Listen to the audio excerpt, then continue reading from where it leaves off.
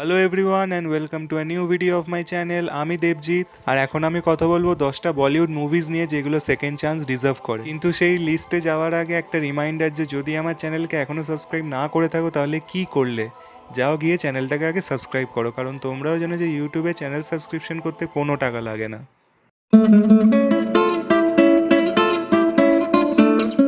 তো 10th পজিশনে আমি রাখছি ইত্তেফাককে, যেটা রিলিজ করেছিল ব্যাক ইন 2017 আর ডাইরেক্ট করেছিলেন অভয় চোপড়া। একটা ভালো মিস্ট্রি থ্রিলার, কিন্তু এর বক্স অফিস কালেকশনটা অতটা ভালো নয় যতটা এটা ডিজার্ভ করে। সিনেমাটায় আছে অ্যাক্টার্সদের ভালো পারফরমেন্সেস, ভালো সিনেমাটোগ্রাফি, ভালো ক্যামেরা ওয়ার্ক আর খুব ভালো ডাইরেকশন। খালি স্ক্রিন প্লে আর ব্যাকগ্রাউন্ড মিউজিকটা আরেকটু এঙ্গেজিং হলে সিনেমাটা আরও ভালো হতো। ইত্তেফাক নেটফ্লিক্সে অ্যাভেলেবেল আছে, সেই জন্য যারা তখন দেখোনি তারা এখন দেখে নিতে পারো। 9th পজিশনে আছে জগ্গা জাসুস, ডাইরেক্টেড বাই অনুরাগ বাসু, যেটা রিলিজ করেছিল ইন ইয়ার 2017। সিনেমাটায় unique way of story telling আছে, ভালো ক্যামেরা ওয়ার্ক আর সিনেমাটোগ্রাফি, আর ভালো সিজিআই ওয়ার্ক, আর ডেফিনেটলি অ্যাক্টার্সদের ভালো পারফরমেন্সেস। সিনেমার গল্পে প্লট হোলস না থাকলে এটা বলিউডের one of the best musical adventure movie হতে পারত। জগ্গা জাসুস নেটফ্লিক্সে অ্যাভেলেবেল আছে, যেটা তোমাদের একবার তো দেখাই উচিত।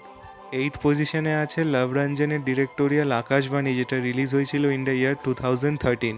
সিনেমার প্লটটা প্রেডিক্টেবল হলেও অ্যাক্টার্সদের পারফরমেন্সেস আর মিউজিকের জন্য তো সিনেমাটা একবার ডেফিনেটলি দেখা উচিত। আর তোমরা যদি কম্প্যারিজনে যাও তাহলে লভ রঞ্জনের বাকি সিনেমাগুলোর থেকে এটা ওয়ে বেটার মুভি। আকাশবাণী জি5-এ অ্যাভেলেবেল আছে, যেটা আমি একবার তো ডেফিনেটলি দেখতে বলবো।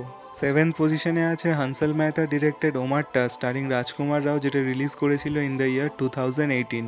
সিনেমাটার হিরো হচ্ছে সিনেমাটার গল্প আর রাজকুমার রাও, মানে Rajkummar Rao as Omar Saeed Sheikh is outstanding, কিন্তু সিনেমাটা সব অডিয়েন্সেসের জন্য নয় আর সেই জন্যই বক্স অফিসে সাকসেসফুল হতে পারেনি। কিন্তু রিসেন্টলি সিনেমাটা জি5-এ রিলিজ হয়েছে, যেখানে গিয়ে তুমি এটা দেখে নিতে পারো।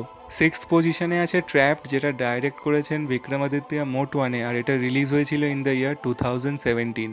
ইউনিক স্টোরি, ভালো ডাইরেকশন আর রাজকুমার রাওয়ের আরেকবার ভালো পারফরমেন্সেসের জন্য এই সিনেমাটা তো একবার ডেফিনেটলি দেখা উচিত। আর আগে থেকে একটা ওয়ার্নিং যে এই সিনেমাটা ফেন্ট হার্টেডের জন্য একদমই নয়। আর প্রেজেন্টলি ট্র্যাপড অ্যামাজন প্রাইম ভিডিওয়ে অ্যাভেলেবেল আছে। 5th পজিশনে আছে detective Byomkesh Bakshi, directed by Dibakar Banerjee, যেটা রিলিজ হয়েছিল ইন দ্য ইয়ার 2015। সিনেমাটায় set designing, CGI work, background music আর অ্যাক্টার্সদের পারফরমেন্সেস অসাধারণ। খালি দিবাকর ব্যানার্জির ডাইরেকশন আর স্ক্রিন প্লেটা যদি আরেকটু বেটার হতো তাহলে সিনেমাটা আরও ভালো হতো। Detective Byomkesh Bakshi Amazon prime video available আছে, সেই জন্য যারা এই ডিটেকটিভ থ্রিলার জনরাটাকে পছন্দ করো তাদের জন্য এটা মাস্ট ওয়াচ। 4th পজিশনে আছে ভবেশ যোশী সুপার হিরো, যেটা রিলিজ হয়েছিল ইন দ্য ইয়ার 2018, আর এটার ডাইরেক্টর হচ্ছেন বিক্রমাদিত্য মোটওয়ানে। এই সিনেমাটা বলিউডের one of the most underrated মুভিজের মধ্যে পড়ে।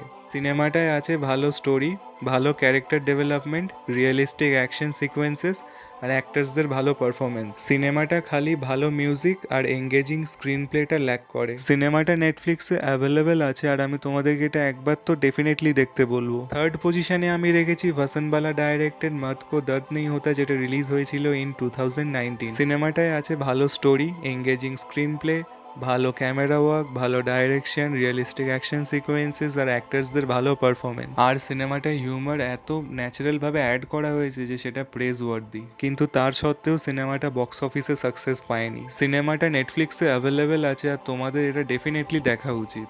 2nd পজিশনে আছে কারওয়া, যার ডাইরেক্টর হচ্ছেন আকাশ খুরানা, আর এটা রিলিজ হয়েছিল ব্যাক ইন 2018। সিনেমাটায় আছে ভালো স্টোরি, এঙ্গেজিং স্ক্রিন প্লে, ভালো ডাইরেকশন, ভালো সিনেমাটোগ্রাফি আর অবভিয়াসলি অ্যাক্টার্সদের ভালো পারফরমেন্স। আর সিনেমাটাতে বেশ কমেডিও আছে, কিন্তু সেটা একবারও মনে হবে না যে সেটা জোর করে অ্যাড করা হয়েছে। এর সত্ত্বেও এই সিনেমাটা ভালো অডিয়েন্স রেসপন্স পায়নি, যেটা এই সিনেমাটা ডিজার্ভ করে। সিনেমাটা অ্যাভেলেবেল আছে অ্যামাজন প্রাইম ভিডিওয়ে, আর যদি সিনেমাটা এখনও না দেখে থাকো তাহলে গিয়ে প্লিজ একবার দেখো।